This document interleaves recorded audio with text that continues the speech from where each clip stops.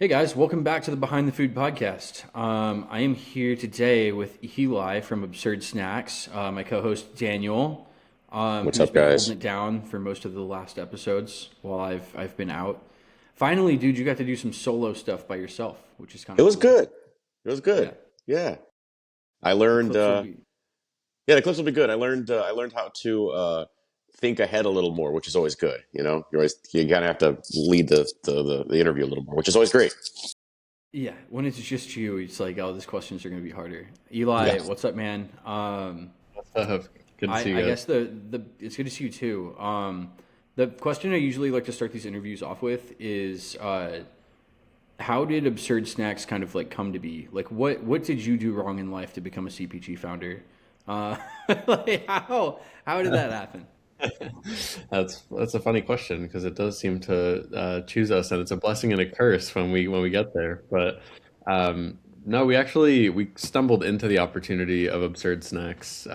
My co-founder Grace and I were a part of this experimental year-long course in the last year of our undergrad program at the University of Richmond. So what started as a class project inspired from a classmate who had severe allergies and could never find snacks that were safe for him to enjoy, but were actually tasted good and had ingredients in there that gave him the nutrition he was looking for and on a daily basis, became something much bigger. And we started selling a very different version of what we make now, but it was really informed from, us as individuals who want to have safe and enjoyable snacks, but being able to pull up a seat for everyone at the table, so it wasn't such a pain point when we have friends over our house or we go to visit family, and you kind of need to buy like four different products to fit everyone's dietary restrictions. So Absurd Snacks was meant to be the one snack fits all that pulls up a seat for everyone at the table. Dude, That's that's really cool. I amazing. like that you came up with that tagline. But how long did it How long did it take you to like distill down the value prop to that line? Well, it's funny because like there are other allergen friendly products out there, but there are all these different free from terms thrown around, and it kind of muddies the waters a little bit. And if you're not somebody who has a specific allergy and you're not necessarily looking for that claim on packages, it becomes a lot less transparent. And from a brand's perspective, like it is our job to be as transparent as possible. So we're trying to make it, as clear as possible. But of course, like when people are walking down the grocery aisles, you really only have a couple seconds to make that impression. So it's a endless work in progress. For me, it was when I was making empanadas, and I had, back in 2018, they weren't as prevalent. People were asking, what's an empanada? I had to come up with a quick way to shorthand it, and I told people it's like a taco and a hot pocket and a baby, and that became like the shorthand. So yeah, like you have to find some way to really quickly communicate that value prop and what it is you're offering, like, less than a sentence. 100%. You almost got to help their taste buds start watering before they even have a chance to try it. Exactly. Yeah. Yeah, Daniel, I really like that. Same, Eli. It seems like you guys have really like nailed down like that value prop, but also a lot of other things about your business. You guys are honestly killing it, which is surprising because when you first told us like where this came from, it came from a class project. Like you must be really young still. What was it like graduating? I guess graduating from university and just being like, yeah, instead of what everyone else is doing, which is probably like looking for a job, which is what most people do. I imagine you guys like kind of ran with this. What was that like? Like, did it feel scary to you guys, or did it feel sort of natural? Yeah. So when we really first started, when we were still in school, there were 14 other students at the time who were working on it. And so coming up on when we graduated from school, and we kind of had this conversation with the class of like, do you guys want to keep going with this, or do we feel like it's something that has legs? And overwhelming feedback from the class was, I have a corporate offer kind of lined up. I don't know if I could turn that down for something that's so risky. So, of course, there was that inherent risk. But Grace and I were, Grace is CEO, I'm COO, and we operated as a company even when it was a project. So we were working so closely together that we honestly didn't really have to think twice about it. We kind of knew that we were onto something, and we were going to keep going with it before school was even over. So day after graduation, we kept moving on it, and we never looked back. But of course, there's imposter syndrome that comes in. It's only natural. Being in a room of people, especially when we go to trade shows or when we had our early buyer meetings, like there's always an element of imposter syndrome being in a room of people who've been doing it for 20, 30 years. But we also have a unique leg up because we have the energy and the excitement that we bring to the table as young founders. We're also, the consumers that are looking for smaller emerging brands, looking for better for you options. It's in our blood. So we are able to have a lot more empathy for our consumers because we are our consumers. Definitely. So I have an interesting question. So when you create IP within a company, right? On paper, legally, that IP belongs to the company. You created this as a class project within a college. How does that work? Because I've never really heard of a student project getting outside the classroom and then actually becoming a real company before. What is the legality behind the IP that gets generated during that? In full transparency, we were figuring that out as we went. Uh, Yeah. we had no idea. So when we started, the class was broken up into groups, and so Grace's group was actually the one that had absurd snacks. At the time, it was called Spill the Beans, and I was a part of another group. So when we all came together, the IP was actually owned by those four students who had come up with the initial recipe together. So then when we came up on graduation, we had to have an IP assignment so that all the IP of the formulas and that initial branding was relinquished from those individuals and then assigned to the new entity that was created, which is now what we operate under. So we actually don't. The school does not own any of our company, and that's we are still definitely involved with the University of Richmond and their community, and it'll always be our roots. But yeah, we've kind of since launched from there. That's super cool. Yeah, I was curious, like when you launch within a university ecosystem, what happens to the IP versus like in a private entity? Yeah. Yeah, that's fascinating. I think that's the first. Jimmy, have you ever heard about this happening before? I've never heard about that happening before. Yeah, actually, you remember Jess, who we had on the podcast? She was a student Yes, that me and Megan mentored, who had a concept, and now that concept is, you know, out in the wild. so I mean, it happens. It's just very rare. That's kind Yeah. of why I asked you about it, Eli, because like I like think back to my conversations I've had with Jess, a few other like students. Megan and I are still like super involved in Belmont, which is the school we went to in Nashville, the Yeah. entrepreneurship program. It's a really interesting like dichotomy that I think a lot of people run into, which is like, I could get a job or I could do this thing. And at your age, I think the really interesting thing is that like there will be people like you or I, which I was 23, so I wasn't in school. But when we started No Baked, I just quit my job, like didn't think about it. And I wasn't scared, which is kind of weird to say, but like I wasn't at all. I wasn't afraid. I was like, oh, I'll just sell cookie dough. It's not a big deal. I'll go to the farmer's market. It'll be fine. It wasn't something that like bothered me. And I talked to a lot of people who are like 35 plus, like they've had a career for a very long time. They're older than I am, or I ever have been, and they're just getting started, and their math and decision math is like totally different than like mine or yours probably was. Yeah. But then I talked to other students who are like, no, dude, like I don't want to do that. Like I spent all this money on this degree. I feel like I should get a job. I feel like that's the smartest thing to do, and like I don't know. You guys clearly found value in it because if not for going to school, you would not have absurd snacks, which is pretty crazy. Yeah. I mean, at times, uh, some people have asked us, like, would you ever go back to grad school, or do you feel like an MBA would be helpful in order to start a business? Like, we work with a lot of students now who are on a hopeful path to entrepreneurship, and frankly, like, we see this as our MBA. Like, what better way to learn than by doing it? And falling down but getting back up stronger. And so I feel like you have to have an element of wearing some rose-colored glasses to be a founder, but at the end of the day, like it's that willingness to just learn experientially and put yourself in a position where you're trying new things and surrounded by people who have made those mistakes before so that you can build that resilience and learn from it. So yeah, no regrets for sure. I call it unfounded optimism. I like rose-colored glasses too. There you go. Yeah. Yeah. Unfounded optimism for sure, and rose-colored glasses. I mean, at the end of the day, none of us are the type of people that would be like, "Oh yeah, this isn't gonna work." Yeah. An unfortunate Why would we sort of do it otherwise? optimism. It's Yeah, interesting. you Things like, you know, growing a startup, part of it is experimenting and just trying out new things, like throwing darts at the wall and seeing what hits.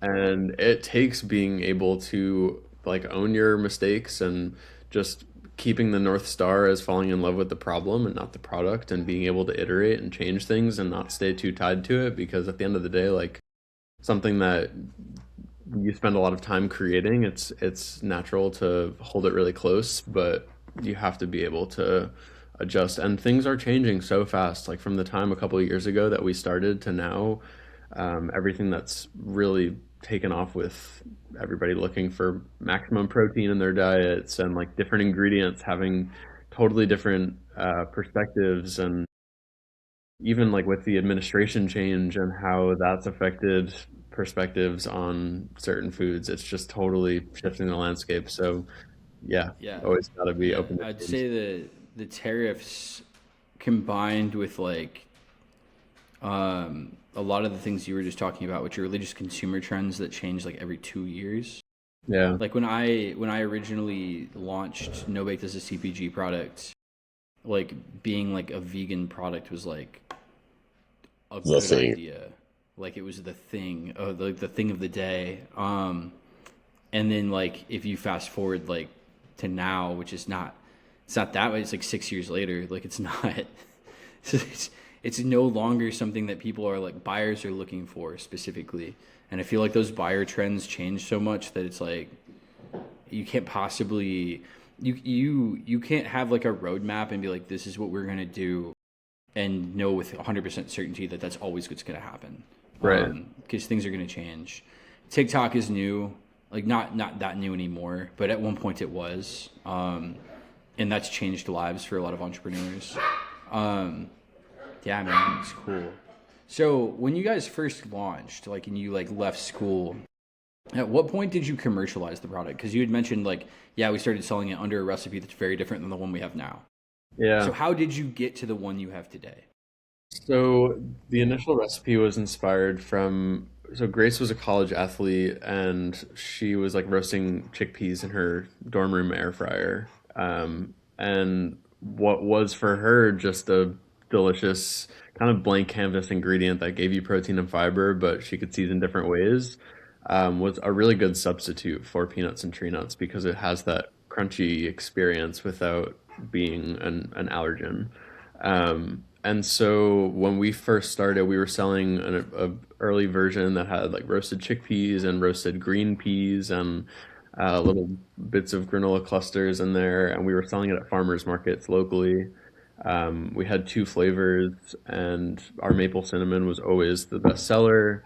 And then when we came up on graduation, in order to really validate that it was going to be an opportunity worth dedicating years of our lives to, we went through an incubator program that walked us through customer discovery. And so we did like over 70 customer interviews with people either who had already purchased our product or who had just heard about us. We tried to kind of find unbiased individuals. So a lot of them were, what we anticipated this target market being to validate the pain point.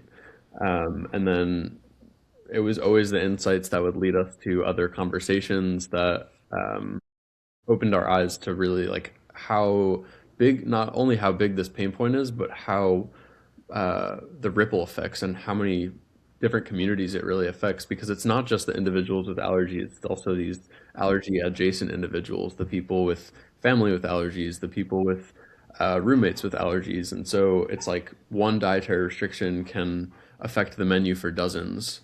And that was when we decided to like totally rebrand our product, adjust our recipes.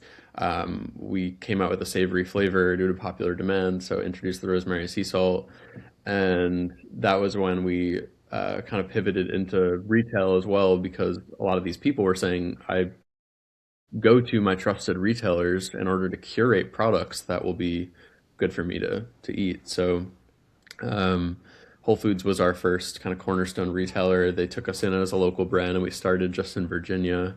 And at that point, we just continued to stay nimble. We tweaked our packaging. We're on like iteration 6 of our packaging right now, just making incremental tweaks so it's clear with the messaging, but doesn't make our brand presence unrecognizable to those who do know us already.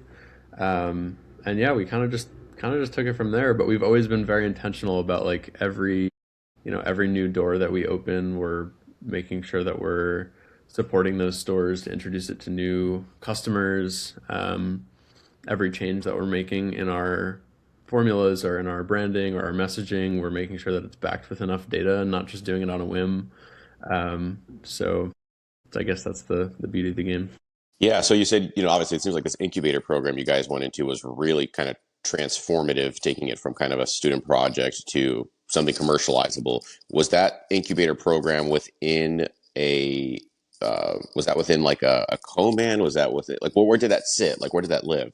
Yeah, so we're based out of Richmond, Virginia, and Richmond has a great startup ecosystem. Interesting. I didn't know that. So we did the first incubator that we did is called Idea Factory.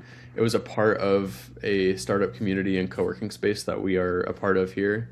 And so it not only gave us a space to work, but also this uh, structure for programming. And so it was startup founders across industries that span disciplines. So the concept of it really was to start with a problem, a pain point, identify how you can access your market, and then have long, like in-depth conversations with those individuals. And so we went on, Reddit trying to find people that we could talk to. And after 6 or 8 weeks of that program, it kind of fed into a second program that was through the state of Virginia. And that was essentially the same thing, but just going a lot deeper. So then we had hour and a half long conversations with individuals. And that's really when we realized that, this was something that was worth doing. Yeah, I didn't realize that the CPG like startup ecosystem was so robust in Richmond. Jimmy, did you know this? I'd not heard about this. No, which is kind of funny because my brother lives there. I actually go to Richmond a lot. Oh, no. Um, I love your guys' city. I really do. But it doesn't surprise me. I mean, just like that in general, like that area of the country, like so close to like DC and so close to so many like people, is a great like proving ground in my mind. There's also like a weird thing about that area of the country where there's a lot of like grocery stores competing for the customer for some reason. Like Mm, there, it's not like homogenous like Nashville where you have like Publix, Kroger, or like many other places where you have like basically two broadline, and then you have like the Whole Foods, you have Trader Joe's, you have like one indie. Instead, it's a little more interesting. So I can see that, man. That's cool.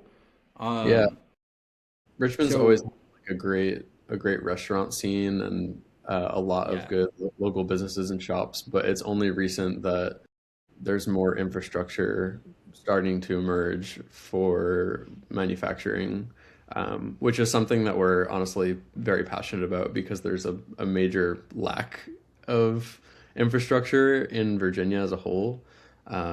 So we're excited to see more and more popping up and in turn more CPG brands coming up out of Richmond. But So did that make your co-man search tricky, difficult? Like, how did that look? yeah, we when we first started coming out of school, we were scrambling because as a allergen conscious brand, there's a lot of added complexity with food safety protocols that come into place. So our supply chain, which is of the utmost importance given our mission, became a lot more complicated. So we actually ended up we found another local founder with another allergy friendly brand, but in a totally different aisle of the grocery store. And we were actually able to bring an oven into their space and start producing with them. And so we had not only like the operational expertise from the other founder and their team that had been operating for 8 years, but we also kind of had a home for our first year. So that bridged the gap until we kind of were at this intersection of, do we commit to continuing running our own production, or can we make it to a co-man?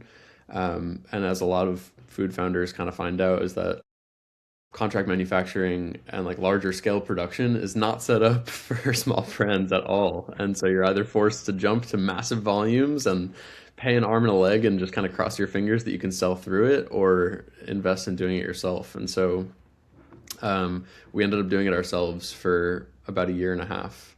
And it was really tough. It's, not an easy feat. We were renting a U-Haul, driving up to New Jersey to produce once a month. We were renting out a facility from another brand because we knew that they had the food safety protocols, and we didn't want to have a lease on our own space because we knew it was just a temporary solution. But yeah, we'd go up there, hire family, friends, anyone we could train, and get down there for 12-hour shifts and haul everything back to Richmond, whatever it would take. And It sounds so familiar. Sounds so familiar. oh man, yeah, it's so funny. Like talking about that time feels like a fever dream because it happens and then it's in the past, and Yeah. now I never want to. It's like a trauma. Your brain blocks it out. Yeah, it's so true. It's definitely a trauma. I'll never forget the first time we self-produced. Drastically underestimated how much manpower we needed to get this done for existing orders. And we were just scrambling because, we were like pulling in ingredients as fast as we could. And we literally, brought in the oven the morning that we were producing. We ran for 4 days. And at the end of the 4 days, we could have easily had like another 2 days of production, but we didn't have the space anymore. So Grace and I stayed overnight and ran like 34 hours straight. And we finished the other brand that ran in the space had a shift the next morning starting at 6 a.m. and we left at like 5:40. The dishes were still dripping and we had to get out of there, and we drove straight back down from New Jersey that morning after running 34 hours. I'll never forget just being in the front seat driving the U-Haul van, like shaking. That's So dude, much caffeine. So much That's just caffeine. such an experience, dude. But I think one that like a lot of people. So was it just you and Grace there? Like everyone that else had point, left. Everyone else had left at like, a normal hour, 5, 6 A p.m. So normal, for yeah. the next 12 hours, we were just standing there, just I've us. had a lot of moments like that, and I think every founder probably should. I don't know if it's a good thing, but like I had this weird moment where we needed to get like extra cookie dough made is when I was still in like we were in a small kitchen we were sharing with one other brand in Nashville after leaving our co-man. We did like a lot of like back and forth from like co-man back to in-house, back to co-man. And I didn't have any more staff scheduled, but we had to get a PO out the next morning. I stayed by myself until like 3 a.m. And there were a couple flavors where like we couldn't run them through the VMAG, so I was hand scooping them. But It's yeah, just like scooping cookie dough out of this like we had them after it was made, it would be put into like full pans and just like kind of placed in the refrigerator. And I would take them out of the refrigerator on this cart and like sadly like roll them over to the table, start scooping. Because of that experience and a couple other times that like 12-month period, I have carpal tunnel on both my wrists yeah, from scooping cookie dough, that will which do is it. weird. But yeah, man, sometimes you have to just like sacrifice to like get it done. So like when you guys finished at 5:40, did you get all of the product done that you needed to, or were you still short a little bit? We got all the product done that we needed to, and we drove straight to Virginia to drop off the order at the customer's warehouse. That's why. It was literally due the next day, so it worked out. But does the customer know how much what we had to do? No, but hey, Oh, great, the order's here. yeah. That's amazing. It was, What did you guys change when you did the next production run? oh, everything. I mean, we had like a rudimentary food safety plan that we had built out with a mentor, but we totally overhauled it for the next one. We had more documentation and systems in place. We also just had a better flow for who was doing what, because the first time we were kind of trying to figure out like, is there a good way to divide and conquer when we have 6 different jobs that need to be happening at once? There were too many times when we needed to throw in the next batch of granola, but the other one was still cooling, and so then there was idle time. Um, a lot of people just don't think about that element of it, because making a small batch of something in your kitchen is very different than making 1,000 pounds of it. Man, I remember when we did our first production run of empanadas in a real kitchen, and we didn't realize how tricky it was to work in a space with other people, right? So you're working in a shared space, trying to figure out how to, share resources and timing. Yeah. It's a different ball game, man. And once you're either in your own space or you've moved to a cone, man, it's just like your whole life changes after that. Yeah.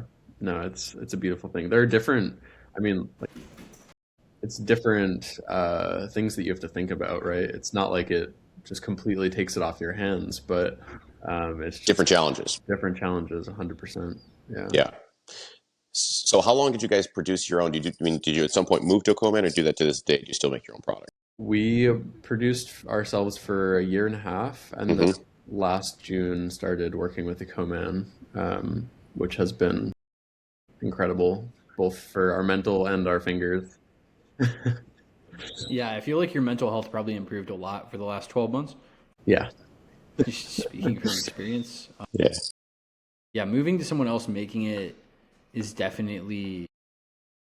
I think too many people underestimate like the toll that it takes on you to like scale that up and manage it and like have a facility and like do the thing. And even if you are able to like kind of run the race marathon really of like scaling up your own manufacturing facility, I don't know if it's like really worth it. Like, it's like it's a weird trade off. And when I say that, I mostly mean in terms of time and like mental like stress. Like the numbers, everyone knows that like the money technically at scale, like you make way more money. But you also have to have the money in order to build a facility. Like if you have a slow month, it turns into like an absolute nightmare. There's so many like unknowns. So when you guys did move to a co-man, what changed about like your guys' kind of like relationship with the product? Like did it feel weird not being able to like have your like eyes on it when it was being made, or were you guys there for production runs at first? Yeah, we were there at first, and we still go periodically, and like we're very close in touch with them. Luckily, like the people that we work with, we have a very good relationship with, and that was a big priority for us too. Like if we're going to outsource our manufacturing, we don't want to just let anyone take over. Not only like does their facility and their certifications have to check our boxes, but like as people, we need to have that type of working relationship so that if things get hard, when things get hard, we can work through it together as partners. So that's always been the approach. Like we are very collaborative. We're trying to, just as we did in our own facility, trying to improve the process with them, trying to make things more efficient with every run. We have a unique product, and there's not really a facility that's built exactly for it. So we're trying to figure out how we can make the best version of the product and make every bag as consistent as possible so that that experience for the customer is the best. And yeah, it's been a learning process for sure, just understanding like how involved can we be. We don't want to overstep because this is definitely their area of expertise, but we also want to make sure that we have the insight that we need to minimize any risk of product not coming out as we expect it to. But I think there's also a big mindset shift. Like when you're focused on your next production run, it's almost you're so focused on keeping the machine running that you can't think about growing it. And so we never thought about new SKUs or new products when we were making our own in a small facility. Like we just wanted to make sure that we had enough product to keep selling. So now that we are outsourced, we've been working on what's next. And having any brain capacity for innovation is really exciting because it also will help keep it exciting for our customers. So, we've been iterating and slowly changing our existing products to try and refine them and make them better. But now we're also thinking about what's next and how can we continue to grow this. And yeah, we're excited to come out with some new products later this year. So That's awesome. So on that point, I guess the thing we haven't asked you about yet is like, how did you guys start landing your first retail accounts? Because you mentioned when you left school, you started pivoting into like, okay, we need to do retail. Like, I imagine before that, you guys were like farmers market, maybe a little D2C, and Yeah. then you're like, all right, cool, let's go after retailers. How did two 22-year-old kids figure out what to do? Like that's the real question, right? Because it's kind of the hardest part is just getting started. Yeah. Um, so it's interesting, like a lot of CPG brands, as you said, typically go the D2C route before they start touching retail for a number of reasons, right? Like it's very expensive to go retail. There are a lot of unknowns. You're still getting feedback, and your branding is probably not great. Your messaging is not necessarily like having a retail ready package is very different than having something that's fit for D2C. When we graduated, we had a mentor that connected us with someone at Whole Foods. More so, like gave us a contact, but we never had like the warm intro per se. So we were just super persistent, and even before we left school, we were emailing them just to see if there was a way that we could get a foot in the door. And one morning, uh, as a check-in, Grace sent an email to our kind of, they call them local foragers, like a buyer at Whole Foods that's a champion for local brands. Sent her an email and said something to the effect of like, "Hey, so and so, we're actually going to be in your area. Their office is in Bethesda, Maryland, or Silver Spring, somewhere around there, and we're actually going to be in your area today if you just happen to be around and want to grab lunch or coffee." And keep in mind, she hadn't responded to the previous 8 emails, but for some reason she said, "Oh, I'm actually around if you want to grab lunch at 11:30." And it was like 9 a.m. and we are 2.5 hours south of Bethesda. So I leave class, go shower. Grace leaves practice, goes and showers. We hop in the car. We drive right up to Maryland, and we got there like a minute before our lunch was starting. And we sit down with her, and she takes the sample bags that we gave her, which were our like original recipes, definitely not Whole Foods shelf ready, and she rips it open and pours it on her plate right there on the spot. And we're like sweating, just had sprinted into this place, had to find parking around the block. And she asked us some hard hitting questions, and we gave them our best answers, and kind of knew that we had like where got the perspective from the retail side of what tweaks we'd really need to make in order to make it more shelf ready. So she recommended, why don't you guys apply for our local brand program, and we can stay in touch. And so we did, and that was the summer after we had left school, and we ended up not going into the program, but they allowed us to like bypass their programming and just get shelf space. So um, from the time of that first meeting until the time that we were actually on shelves was 18 or 19 months. It was definitely not overnight, but just continuing to be persistent, following up, keeping those relationships, going into stores too, and like looking at other products on shelves and seeing what was working, what wasn't working, and then kind of sharing those insights with our buyers was really helpful. We would also like every Grace and I are not from Virginia, so every time we go home visiting our family, we'd look at the stores there and see how they're different, try and figure out where we thought we could succeed the best. And yeah, it's been the same across the board. We've been able to do a lot starting. It's always like been an inch wide, mile deep strategy for retail. So how many stores can we unlock in our geographic regions so that if you go shop one day at Whole Foods and then you go shop another day at Fresh Market and then another day at Kroger, you'll see absurd snacks at all three. And so it really starts to click with consumers when we have that concentrated presence so we can really build those relationships. And that's kind of how we got started. I got a question. So Jimmy has done a really good job of getting into like Dash Marts, GoPuff, things like that, because he's in the snack space as well with his product. Yeah. Have you touched those endpoints too? Like, are you guys in those spaces, or are you just like on the shelf? Yeah. So a lot of opportunities like that tend to be, I'd say like an expensive experiment, right? Like if you can't just test like one Go-Mart, you need to test all of them.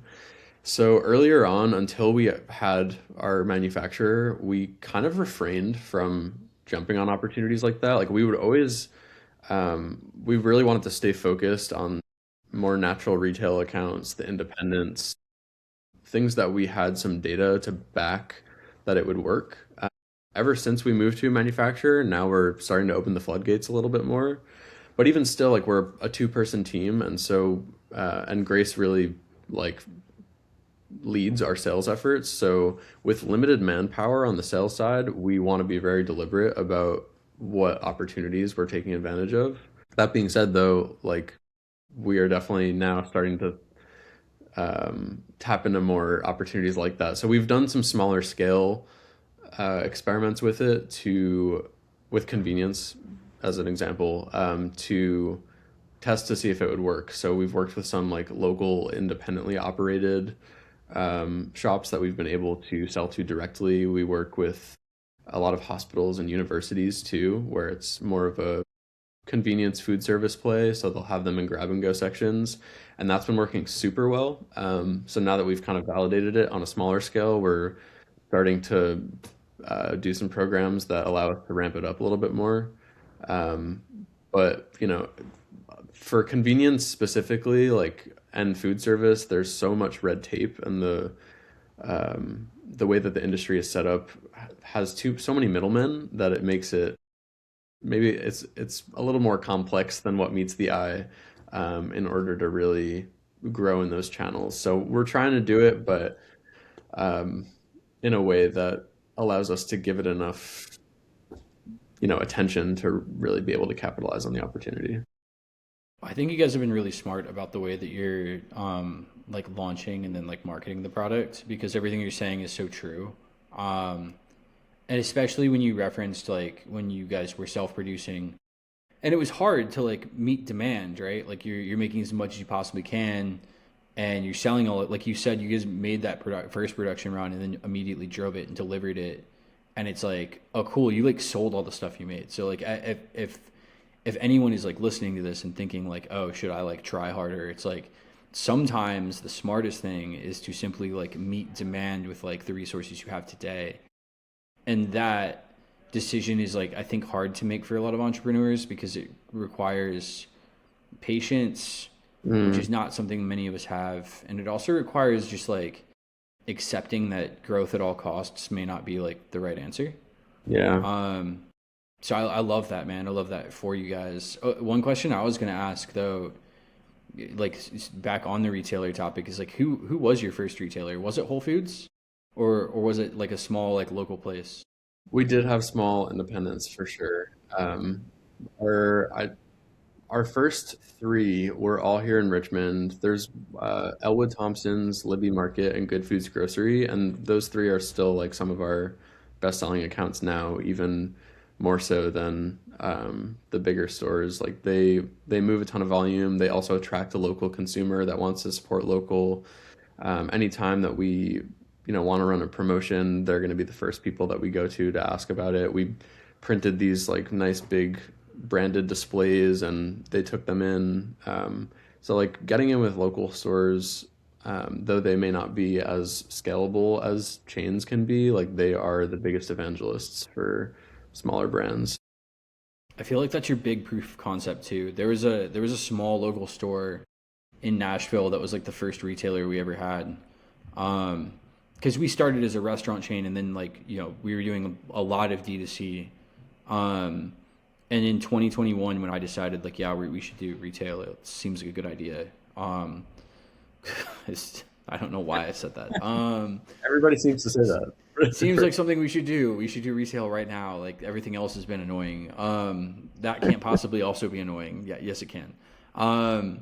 Everything comes with its own challenges, but it was interesting to your point. Like we found a local retailer. They're actually in the Nations in Nashville, which is a small neighborhood. It's called Silo Market, and they were like, I was like, hey, can I put our product in your store? They're like, sure. It does super well. And then like after a month, I was like, hey, can we put like a branded refrigerator in your store? And they were like, yeah, sure, why not? And once you do that, it's like we were selling insane. Like honestly, when you think about it, it's like this is an insane amount of product through like this tiny little bodega that doesn't even really sell. I mean, I don't know what their monthly sales are, but they can't be that much. It's not a grocery store. Um, and we were selling like $3,000 of cookie dough a month, I think, like wholesale. So they were selling like 6 grand of our That's, product, which yeah. is really weird. But to your point, it's like they're an evangelist. They let you do like the full scale marketing. Like I'm gonna do branded displays. We're gonna tell customers about it. Gonna like actually go out and sample. Um, it does kind of become it becomes your proof of concept though. It's like that's what you could be everywhere given enough time and resources. Like it's product market fit for sure. Yeah. Um, We I try love to that. like maintain that, I'll call it like a small brand feel even in bigger accounts. Like when we started with Whole Foods, we didn't use a distributor, we went direct to them. So that would essentially just mean that we are building the relationships with people on store level working at the stores to actually purchase the product. It was not like corporate Whole Foods purchasing absurd snacks. And that has paid off dividends because now when we just our first promotion in Whole Foods actually that we've ever run ends today. Go buy absurd snacks. But when we were coming up on this promo, we wanted to promote it, so that we went to the store buyers, and we do work with a distributor now. But we were able to go to the people that we have had these relationships with and say, hey, like we have these big brand shippers. They're not like authorized by corporate, but we're able to place them if you have any space. Like we can come set them up for you. What are the chances you'd be willing to take one? And 30 of the 53 stores we're in said yes immediately. We drove around, set them up, and just as an example, like Whole Foods in the middle of Pennsylvania, Jenkintown, Pennsylvania, our sales increased over 900% in that store just from the display. And That's they told amazing. us like we were selling better than their best-selling granolas, and granola is a faster moving category than ours is. So it was like having those relationships, and even though it was a Whole Foods, still like having that one-on-one relationship with the people who work there just goes such a long way. That's so That's insane. huge, man. Yeah, that's absolutely amazing. And also like I think a lesson for a lot of people to like really really like latch onto because all of the like founders that I have seen do really really well. This is actually regardless of like timeline, like over the last like 10 years. It's generally people that have been able to build what you guys built like right there. Um, there's a friend of mine, they have a brand called like Lovabella Wines in Ohio. They at one point visited like I think 900 Walmarts or something fucking insane like that, setting up like displays and like meeting people, which sounds psychotic. It doesn't make any sense, but they're killing it. And one of the ways they just started to kill it was like you said, meeting people on the store level, and then being able to like actually talk to them about what was happening at the store. Yeah. Like no, it's not scalable, but it's also like maybe that's just like the extra effort you have to put in because you're a small brand and like the people you're competing with like Kellogg's for instance, it's like not small brand, like massive giant multi-billion-dollar company. And so you have to do like the weird things, but like those weird things and that like personal relationship with you have, like you said, they just pay off like for eternity, honestly. When we like tell our friends that are not in food and beverage or CPG that we do these things, like we spend all of our weekends in stores and driving around Tarnation, they're like, "What are you doing?" And like to your point, like this is not scalable. This is not sustainable for anyone, but it really does make a difference. I mean, even like we'll pop up at fitness events like bike races and running races, and it's just the touch points. It's just showing people that there are people behind the name. We were demoing last week in Maryland, and we had several people come up to us, and then they flipped our bag over and saw the picture of our faces on there, and they were like, "Wait a minute, this is you guys." And we were Yeah. like, "Yeah, we're literally just like a small local business." And yeah, it makes them more excited about spreading the word and being able to, show other people. We meet people all over that maybe knew someone that went to the University of Richmond, and so um, it just creates this sense of connection. You know, Jimmy, I was thinking about when we had Jay Carl's on. He's still doing that to this day. You know, like this Yeah, is not well, all that this is not all that unscalable. Like you just want to put in the hard work. You know. yeah, and like Jake has like some systems in place that I know that he and like the rest of the team at Midday Squares uses to make that happen. And they've also left some things they don't do anymore. Like back in the day when I first met Jake, every time you tagged them, like on Instagram, they would straight up send you a video message, like That a is so psychopath. funny. The first time I tagged him because I bought it for like my kids and then like took a picture of them at Target after it launched there, and Jake sent me a video message and I was like, you know, you didn't have to do that, bro. Like it's weird.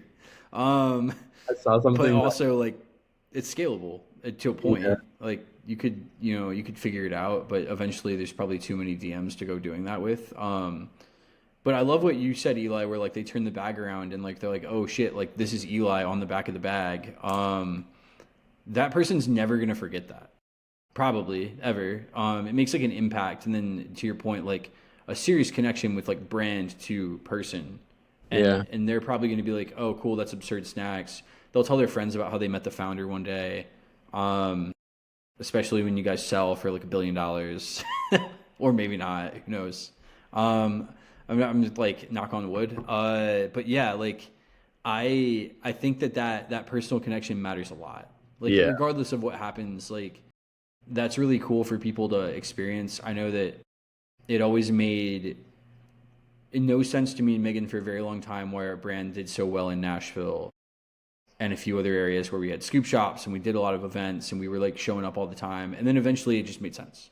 yeah. I ignored it for many years of my life. And then I was like, oh wait, we like accidentally built community.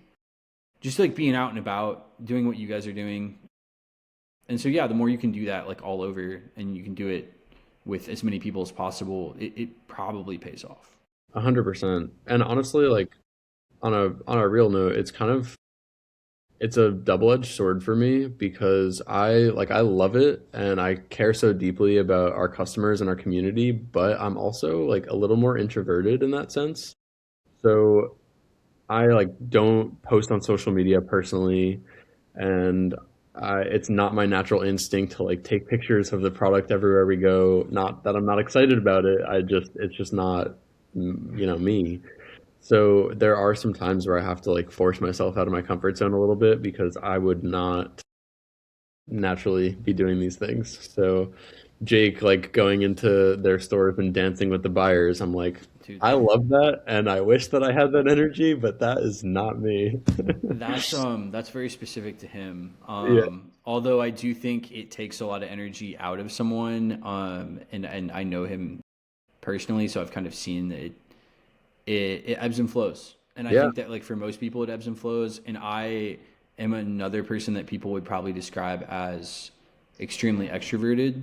And Mm. yet I've found that the longer I have done anything public facing, the more I want to be by myself, Yeah. which is very strange. I spend most of my time by myself now. Granted, I have 3 kids who are loud, and so like every moment I can get of like peace and Yeah. quiet is actually pretty cool. I love my kids, but they're so loud at the age they're at.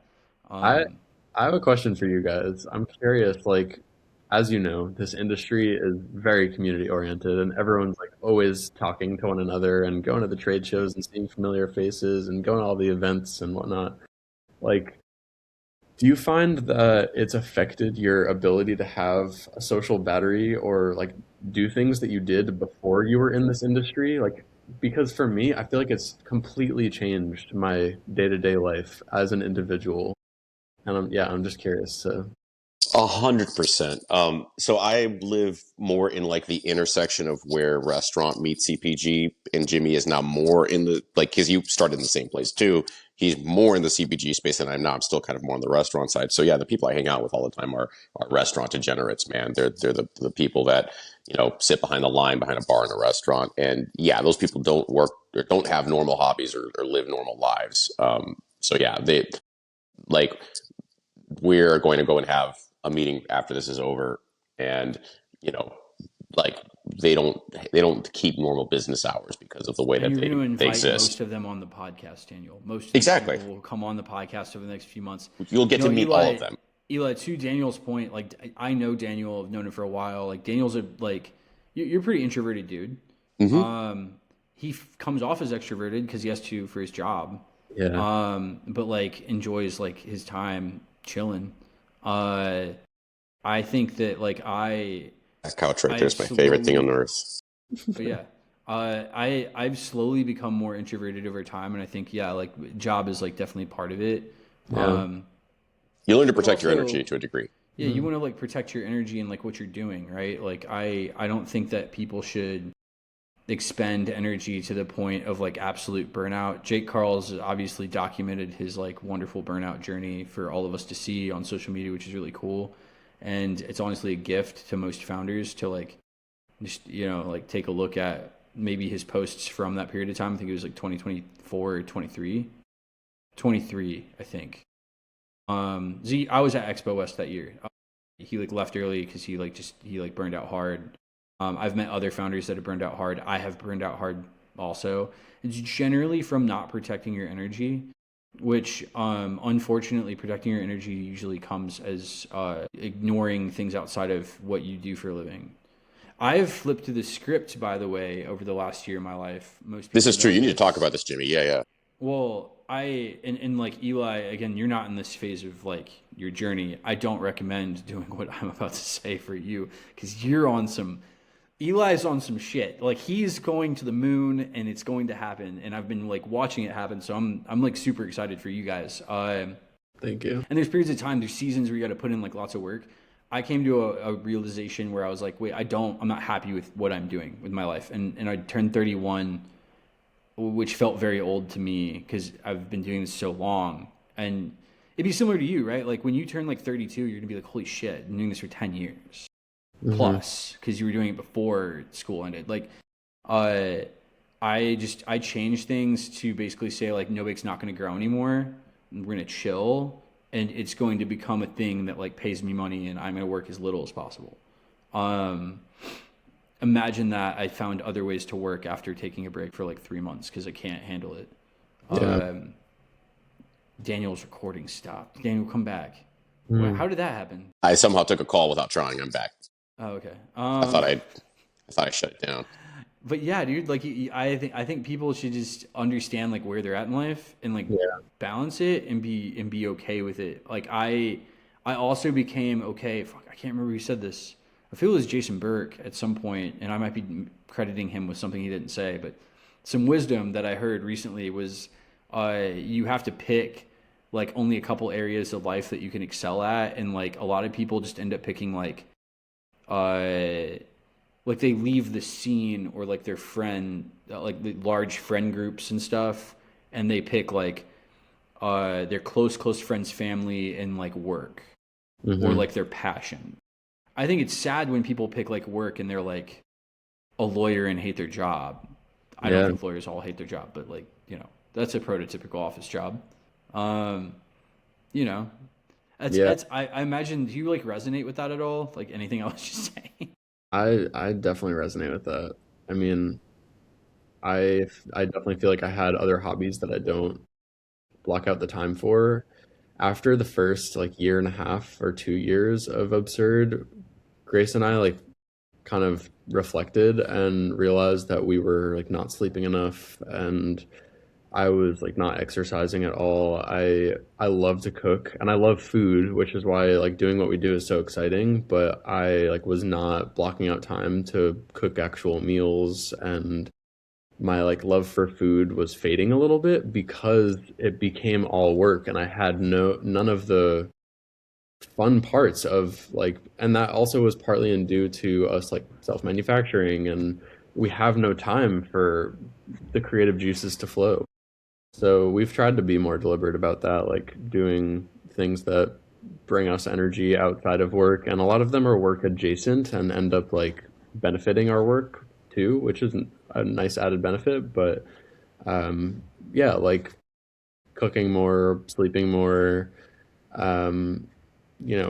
taking a day off every once in a while. Like I honestly think that Jason, actually, the new Primal, they operate on a 4-day work week, and they are a very, very successful, like enormous, rapidly growing company. So I think it just goes to show, like, we live in a culture that is work, work, work, and no play, and it can really benefit both on an individual and macro level if we force ourselves to like flip that script a little bit, and we can do our best work in the times that we are focused, but then give ourselves the space to be present when we're doing things that bring us joy. Yeah, I 100%. think, dude, you just highlighted like the ultimate dichotomy, right? Which is Jason's company started out just like Absurd Snacks. He's one of those founders I know that like, he was making the thing in his kitchen at his house and his wife like kicked him out, or maybe it was his garage. Garage, yeah, But yeah. yeah, he was just like she was like, please leave. Like go Garage find a smells like place to do meat. this. And then like he was doing it, right? Like he was doing that, he still had a job, like he was grinding, like working all the time. And you Yeah. fast forward 15 years and you see like, oh, he's like been able to create 4-day work week for all his employees. They're operating, like he's in this place that I have so much respect for. Like he's gone through an insane amount of like ups and downs, and then on the other side of it created this thing that seems from the outside so efficient and easy, and like it's operating like a well-oiled machine.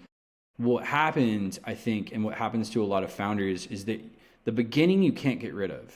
Like what you guys did with the U-Haul and like being awake for 34 hours is impossible to get rid of. Like you guys did like you paid the price to create the thing because you didn't have the money to create the thing, if that makes sense. Yeah. The cost has to be paid. And if it's not paid in money, it must be paid in some other resource, which is generally your sanity and time, Yeah. your love for life.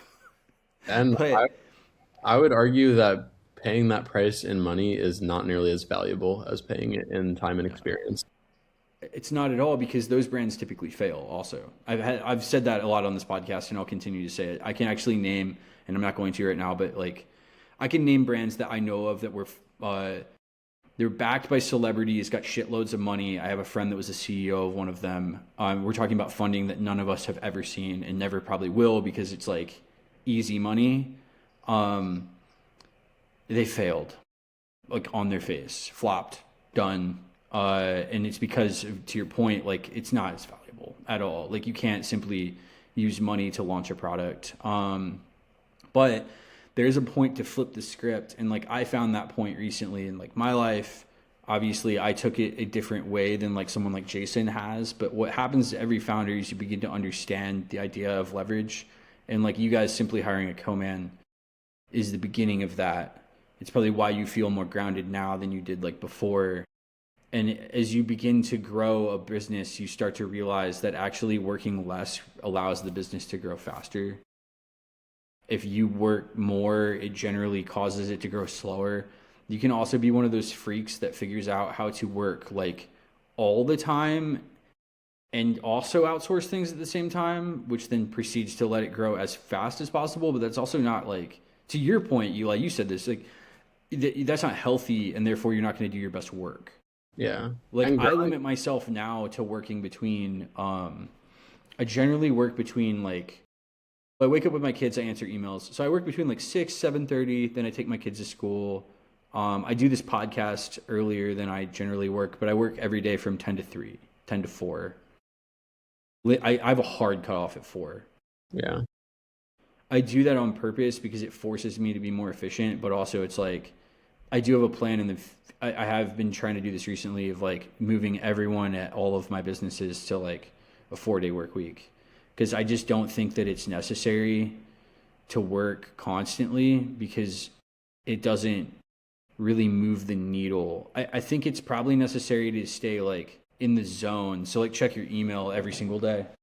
Sounds ridiculous, but like I do think like that, unless you have an assistant checking it, in which case you should check in with your assistant once a day to like understand what's going on. But it's this idea of buying back your time. Yeah. And then like that allows you to then focus on the things, like you said, like the creative things that matter, or the things that you're passionate about and you love. And if people can't do that, they just eventually crumble under the pressure and the business explodes, which, by the way, that happened to me multiple times when I was younger. So it's wild that you're realizing this now, because I burned out so hard in leading up into the pandemic. Is actually, it's a miracle that we like were able to do what we did in the pandemic, because Megan and I were burning ourselves out getting restaurants open, like Yeah. being really stupid too. And profitability began to drop at each store, and we started like asking ourselves why. And it was literally, if you go back and look at it, it's an energy thing. Like each individual scoop shop needs the same amount of energy in order to be successful, as far as like marketing, brand presence, like doing events in the community, like making things happen. And we were putting less and less energy into each one as we slowly burned out without knowing it. We were also running out of money because we were opening stores as fast as we could. Yeah. So you're taking all your cash and like opening these new stores, which cost like 150 grand. And yeah, it was just a dumb thing to do, but it's also like a very 25-year-old thing to do, which is what I did. I mean, finances are also not a strong suit for most 25-year-olds. And even if you were a finance major in college, doing it in real life is a totally different thing. And sometimes you're working so fast on growing a business that you're not paying attention to the right indicators. So growing fast is not always growing the best, growing the smartest. No, not at it's all. just really hard to do without like a massive team of people is what I've learned. Yeah. And I think today we have more resources than ever to do it with a smaller team. Yeah. But like you still have to, like I've noticed this. Someone told me this recently. They're like, email really sucks because every time you're like using your inbox as like your task list, which is what most founders I know do, including my wife, which I get on here about all the time. What it causes your brain to do is hop from task to task, and like your brain takes a little while to switch gears into like a new topic. And so like if you're like supply chain issue, like I'm emailing with a supplier, and then like a buyer emails me and I have to like deal with that, and then like someone emails me from inside of our team and they're like, hey, we need to like change this like packaging thing. They each take like 30 minutes of my time. Yeah. Yeah, I may get like 100 emails a day. That's not true now, but like 30 even. What if 30 real emails, like real questions, they all take 30 minutes? Yeah. Like just do the math. Like it's not good. Yeah, and it takes that long because your brain has to like get into gear. You have to think the problem. You have to actually pay attention. I don't know if you guys have noticed this or use like AI enough to notice it, but like when you're dealing with like a really big LLM like Claude or ChatGPT, like the chat feature, it even does its best work when it thinks longer and asks more questions and like takes the time to understand the problem, and then you can reference, you know, all of its training data for whatever you're trying to like do. Because obviously it's not super intelligent, but like it's a resource. But it does better work when it thinks longer. It's the truth, and like so do people. So Yeah. like you simply like people stretch themselves too thin too quickly, Totally. and it probably misunderstand like that they need to hire other people, which is expensive. So again, like it's either going to cost a lot of money or like you're going to go insane. Hmm. AI has given us the capacity to attempt to multitask more than we ever have. And I honestly think that it's something that people need to manually stop themselves from doing, because our attention spans are decreasing exponentially, and the quality of work is decreasing so much too. I mean, like I want to believe that most people are checking over their work when they're using AI, but it's becoming apparent that it's not the case.